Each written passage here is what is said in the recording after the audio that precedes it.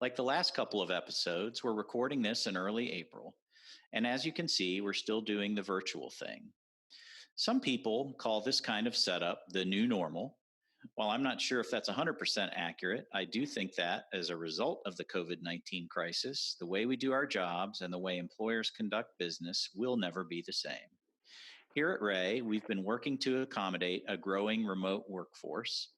Many of our policies were already in the process of being created when the order came down from the governor to work from home if possible. However, we know that many businesses struggled to accommodate these orders, which resulted in a wide variety of challenges. Today, Annie Yoder, Ray's Director of Development, and Becky Boyd, a manager on our practice growth team and a longtime member of our remote workforce, are here to share some best practices, tips, and insight to help others embrace the possibilities of a work from home culture. Welcome to Unsuitable, Annie and Becky. Thank you. So, Annie, as Director of Development, talk to me about our preparation pre-crisis for thinking about telecommuting, and obviously Becky's a veteran of that. But what, as a firm, what did we think about or do prior to the crisis? So I think I don't know if it was coincidence or it was getting us ready for what has ensued. But we've had more people move to telework in the past 12 to 18 months and actually fully remote. So there's a little bit of a difference, or conceptually telework versus remote, and logistics that's the difference, right? Are they physically close and do they telework like Becky, or we have an employee who's in Florida and they're 100% remote. And so that was kind of the impetus of us starting to plan and put more infrastructure in place. Now, the technology was already being moved to the cloud, and already we were starting to get Zoom, which we're on, which is a big piece of why we can telework today. So we were already leading up to that. And it certainly didn't go perfectly, but thank goodness as an organization, we kind of had put our ducks in a row and we could push people out the door. 95 to 98% of our workforce went remote in overnight, literally overnight. Yeah, which we were forced to do, right? We were. Even deemed an essential business, obviously, right. It's still, we want the health and safety is absolutely. Yeah. So, Becky, talk about your journey in terms of starting to work remotely, and how was that for you in terms of adapting to that? Yeah. So, I'll be honest, I was it wasn't maybe my first choice, if you will. I had dealt with some health issues that kind of sidelined me for a little while. So it just made sense for me to work from home, kind of be in an environment where I could rest if I needed to, but obviously work hard. And so I would say it was probably 2017 is when I started working from home full time. And it just, I'll be honest, I know that I was a little hesitant about it because I think for me, boundaries is very important. And I know that that's something that we all are learning these days, but boundaries is extremely important when you're moving to work from home because you're basically working obviously where you live. So I was a little nervous at first how that would work out. But I mean, obviously we're 3 years later and there's been some lessons learned big time when it comes to that. But overall, I would say that's probably the biggest shock for me was just how easy it is to say like, oh, it's 9:30 and, I could just jump on real quick and answer some emails. But it's like, no, I need to spend time with my husband and my daughter and all of that stuff. So, now was there not as bad as I thought, but still there was definitely a big learning curve. So. Yeah. So Becky, was there any trepidation on your part? Like, oh my gosh, is firm or is my employer going to see the same value because I'm working from home? Not that you weren't going to do the work, but concerned about that visibility and kind of lack of that. Was that? Yeah. So that was definitely something up front that I was concerned about. It was interesting because I would say maybe 6 to 8 months in, I was in the office one day for a meeting, and Don McIntosh walked in, and he just kind of looked at me and was like, "I haven't seen you in a while." And I was like, "Oh yeah, I'm still here," and Right. it's kind of, funny as that seemed, that part of me was like, "Oh wow, like I'm not seen as much." And those of us that do work remote, I do feel like in some ways, I thought, well, I've got to work harder, and I've got to, be visible at every chance I can get. But I really think, if you put your head down and work hard, and, I know that's a conversation I've been having with my boss over the last, few years. My biggest thing is, am I providing value? If I'm not providing value, we need to fix it, or something must be wrong with me, type of thing. And so, Right. that's one of my biggest questions to her is, am I providing value to the team that I work on, also to the firm? And I think at the end of the day, if you can answer that question and the answer is yes, I think, being visible is what it is at the end of the day. Sure. If I'm not there, but I'm still adding value, I think that's what makes that's important. So yeah, that's great perspective on that, and to have that self-awareness is fantastic. So Annie, from your perspective, from the employer's perspective, how do we adapt to this, where now, okay, it's not we've got an entire workforce that's working this way, and to make sure that that communication goes both ways, right? I mean, Absolutely. what are some of the tools and things that we've put in place or that we've learned to enhance that? Before I jump into that, Doug, I just wanted to, two things that Becky said that jumped out at me are the visibility. Part of that is her responsibility, of course, but advocacy. So Yes. working with her boss and others and having that advocate or advocates inside the firm to talk to you when the doors are closed, right? So it doesn't matter. That's applicable whether you're remote or teleworking or physically there. That you have to have those advocates inside the organization that are helping you be visible even when you're not there. So I think that's important to share. And the boundaries thing, amen to that, right? So I think that, again, doesn't matter where you're working, but this whole concept of, people say work-life balance, or in the words I use and others use are work-life integration. And we could not be feeling that more than right now when your kids come behind you. Like, I had to lock the door so you didn't get a little surprise guest or two, or you always hear a dog barking, whatever the case may be, but let's have a little grace with each other, have a little kindness, and know that that's just part of life. And we're all trying to do our best. And that doesn't matter if it's COVID or inside COVID or outside of the COVID pandemic that we're dealing with. Yeah. But some of the things that our firm has done is, I think, beyond the technology infrastructure like Zoom, again, that we're on, is starting 3-4+ years ago, really focusing on talent development and performance management, and having coaches and coachees. Some people might call it something different in the organization, but thinking about that one size fits one. What works for Becky works for her, may not work for Doug. Sure. And that the communication channels, whether they're email or video conferencing or telephone or text messages, have that conversation with those that you're working with, managers or subordinates, to figure out what that dialogue should look like, and take it seriously. Take the fact that you should be communicating and over communicating, and that there's onus on both parties. I think, again, not perfectly, but I think our organization takes that pretty seriously. And I think that's a recommendation to those listening, is to take responsibility on both sides of the table. Yeah, I think that's certainly great advice too. And as you said, that goes for any time, but it's even more important now, because you need that visibility, because you can't just walk down the hall and Right. sit face to face.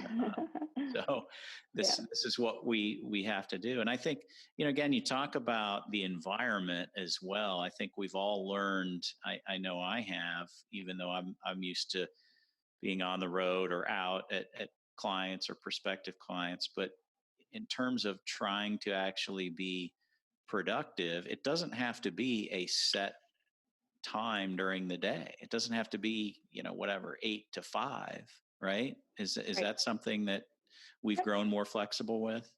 Yeah, absolutely. We have folks that have flex schedules. They start later or they leave earlier.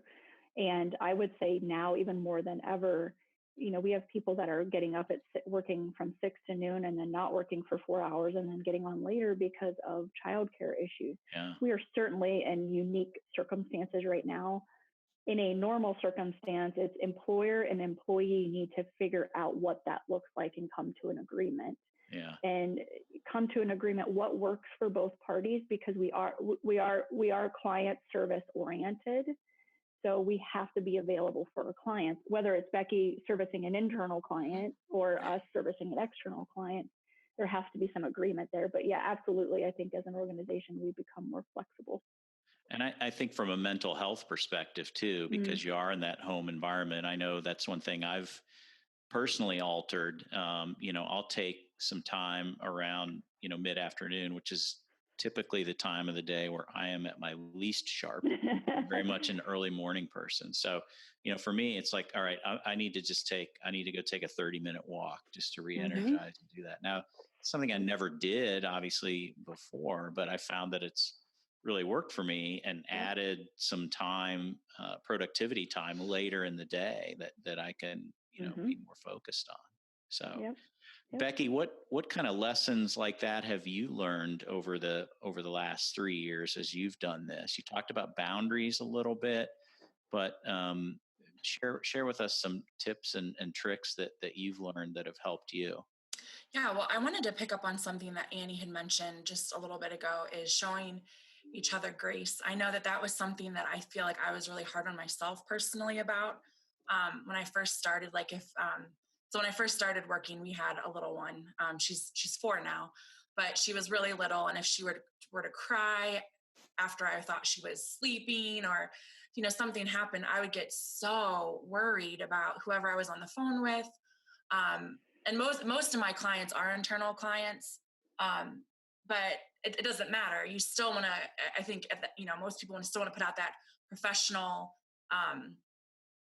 uh, you know, professional. What's the word I'm looking for? Yeah, just the appearance. Yeah, the appearance, exactly. You want to have the professional appearance, even though you're working from home. And Annie had mentioned about just that we need to have grace with one another, and I think that that's something that had been shown to me.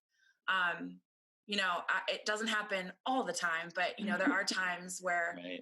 She'll run into the room and I might be on my team call, and they're really good about just, we understand, like, you've got a little one, and most of the time now she's at preschool, but if it were to happen that she was home.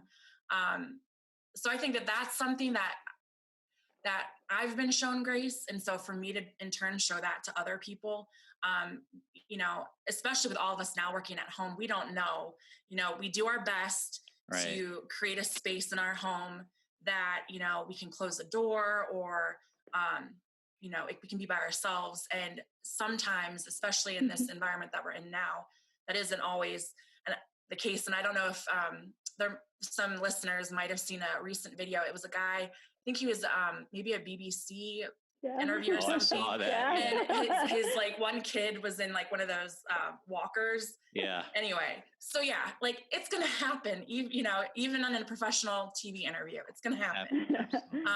And so I think that like you mentioned, Doug, is just, that's a big lesson, just having grace with one another. Of course, that doesn't mean that you just let, yourself go lax and not present yourself professionally. But at the end of the day, we're all humans, and we're all doing the best that we can, putting our best foot forward. I think as much as anything, we all have, there's things like that are going to happen. There's distractions that happen when you're in the office. They're different type of distractions, but it's how you react to those things more than anything. And I think in some ways it allows clients, again, whether they're internal or external, to see that more human side of each and every one of us, right? And it's how you react to those situations. It's not that they happen, but how do you react? I think people they learn a lot and feel like it's a much better relationship if you react the right way. So Annie, that brings me to a topic that I've wondered about as we're all, now doing this. what concerns or what have we learned about, okay, my gosh, now we're all of a sudden exposed to each other's home environments in some way, right? Even though, you try to shut the door in a home office, or, do things like that. What concerns or what have we learned about that part of it, with the Zoom calls and all of that? Yeah, part of it is it really boils down to security and making sure there still is an environment that can be shut off. Mm. Again, there's a door can open and whatnot, but we have a lot of information that Right. we hold. I mean, our security is way up there in priority, if Yes. not number one in priority.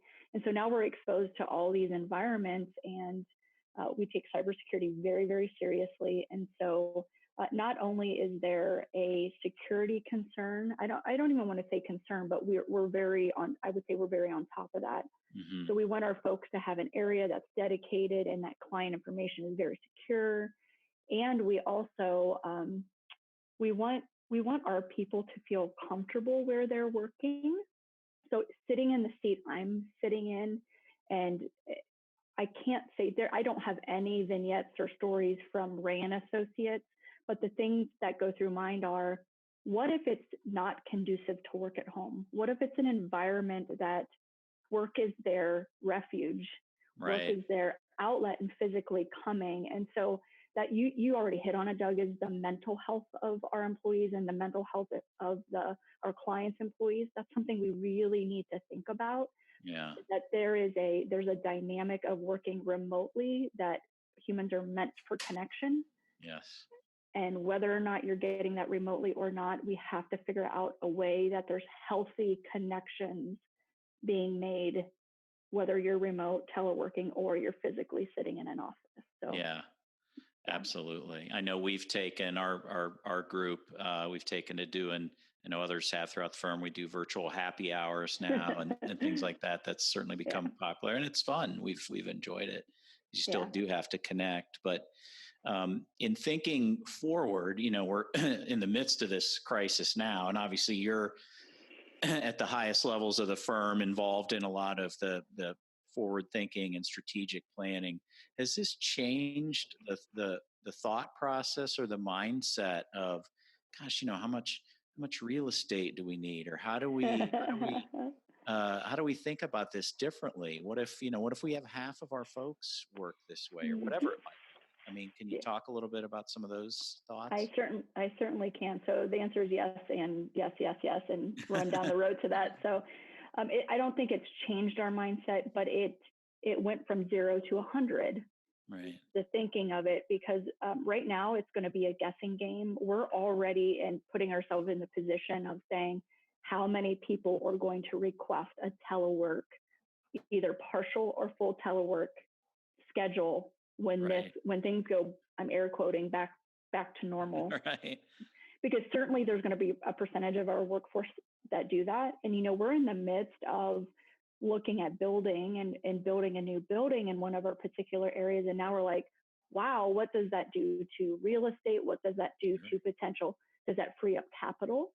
Right. Yeah. So I mean, again, from a mind mapping standpoint, this goes down about 400 layers that you could keep digging into in the effect of just one thing, going from uh, being mostly physical in our offices to remote. So yes, those are all things that we're talking about and thinking about, and starting to not only put the infrastructure in place, but figure out what dynamics, like what happens next if that lever gets pulled.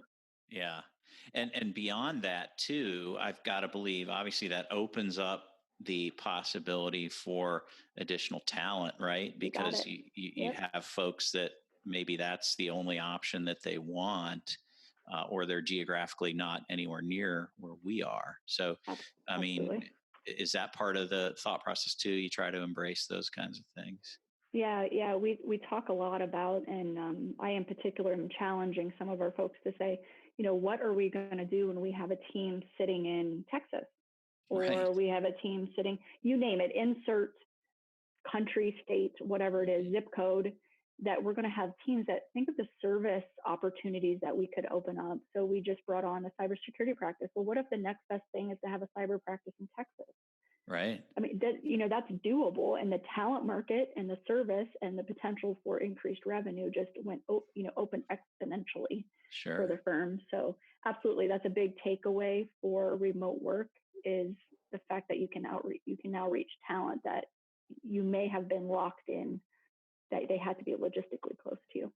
Yeah, and I think it'll be interesting to see how we sort of the business community overall rebalances itself, because there's certainly a segment, I've always been a believer in this in my role, that it helps to be present. It helps to be with people that are in your industry or that are doing similar things, because you learn so much from being around them and just having those conversations. And I think there's a balance there, but I think it's figuring out how that does rebalance will be a challenge for all of us going forward, certainly. Yep.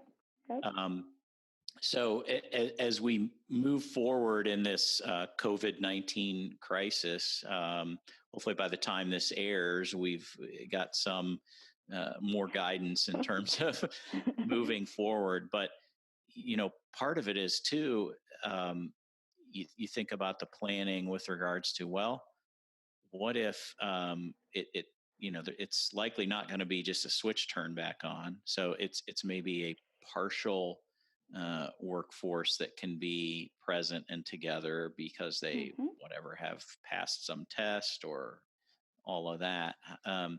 What things do we do to change going from sort of a all remote type of situation that we're in now to being sort of that balance, and how does that look? So part of it is just planning, just like you do with anything, just like we planned with business continuity and mapping out what that would look like. And so one of the topics that we're talking a lot about right now is kind of re-entry into the workforce. Yes. And what parallels are out there. And so I had a discussion with a consultant yesterday about, this may sound a little odd, but think about re-entry coming out of prison, coming into civilian life out of the military. Any natural disaster, and the fourth one is astronauts in isolation coming back to Earth. Okay. So what parallels can we look at with those situations and prepare our organization and even help clients to some extent prepare their organizations for re-entry, not a full blown, but kind of melding back into what we thought was normal. And so, yeah, those are the discussions we're having. And a shameless plug, we're looking at doing a podcast on that topic. Excellent. Well, it's interesting because my oldest daughter is in the Navy, and she was on a submarine last summer. Oh. And speaking of reentry, was much the same for her as well, being isolated in essence with a small crew for 30 days. And then all of a sudden, you're back with the rest of the naval personnel. So it's very, very interesting. I'm gonna have to interview her. Yeah, I might. She's been asking to come on. So there you go. So Becky, from your perspective, you talk about that, that balance and learning some of these things that you have over the past few years. Are there any things that continue in your mind to be the biggest challenge for you beyond those that we've talked about? We touched on mental health a little bit, but how do you stay sharp and sort of make sure that you're happy with what you're doing from home, because you don't get maybe as much of that interaction, obviously, professionally. Well, I know my team, so I'm on the practice growth team at Ray. I know we stay close to one another, even outside of work. We joke with one another. So I think that's been just nice to be able to have that interaction with one another, even if it's not work related. I would say, we're involved at our church. So that's something that, outside of work, I stay engaged with people that way. And then, obviously other people too. There's people at Ray that I'm closer with, that I work on certain projects with closer than others. Sure. But I know one thing that's really helped, and I actually read an article a few days ago about this. There's a ton of literature out there now about like practical tips for how to work from home. And one of the things that I saw that really resonated and that I know that I kind of just naturally had to learn on my own was picking up the phone or Skype calling someone. It's so easy to do everything via email. I'm not everything, but many of the things that we do via email. And it's so nice to be able to talk to individuals on the phone, like whether from work or even in our personal life. There's like a refreshingness to it. So I know that that's something, like I said, it's a tip that I had read just a few days ago, but it's something that I would say maybe when I first started, at first I was like, oh, I don't want to talk to them on the phone. But I'm like, no, like it just, you're able to make that personal connection with whoever it was. And it just, so I definitely go more that route most times than, via chat or email. So you found yourself trying to emphasize the phone conversations or the video conversations where you can have that. For sure. Yeah, that's for sure. Great. And like, that's something that is now being put out in articles. So you could have written it. Yeah. So do you, Becky, do you regiment your day? I'm just curious. I mean, everybody's different how they organize themselves, but do you sort of carve out your day ahead of time knowing, okay, I'm going to do these things from this period of time and allow yourself those breaks at times? Generally speaking, I know like right now it's been a little difficult with our daughter home. We're doing the best that we can to take into account her needs. I do know that I take breaks during the day when she needs that one-on-one interaction. She's our only child, so she can only go for so long without, having that human one-on-one interaction. So, but when she's in preschool, it's our days are very, very structured, and it I think that structure helps us kind of figure out. It helps us, I think, for me, stay focused, but also like I'm not like it keeps me calm because I like order. Yeah. And structure. So yeah. That's good. Well, we are an accounting firm after all. True. Some of that in all of us. Yeah. We've told Becky frequently that she was actually meant to be an auditor. Oh. Yeah, I think I was, but I'm not sure if that's a compliment. That was a compliment. Take it as one. It was a compliment. Yeah, thanks. That's funny. So Annie, any last perspective from you on this subject as we move forward with the new normal? I heard a really great quote probably 3 weeks ago, and it went something like this. I'm paraphrasing. It was, if you thought you had control of your employees when you were in the office, you were wrong. You didn't have control then, and you don't have control now. So just realize that. And so the perspective is, again, this is just, we're doing our best. Continue to communicate and be flexible. Your mindset needs to be flexible. Your schedules need to be flexible. Just embrace that word.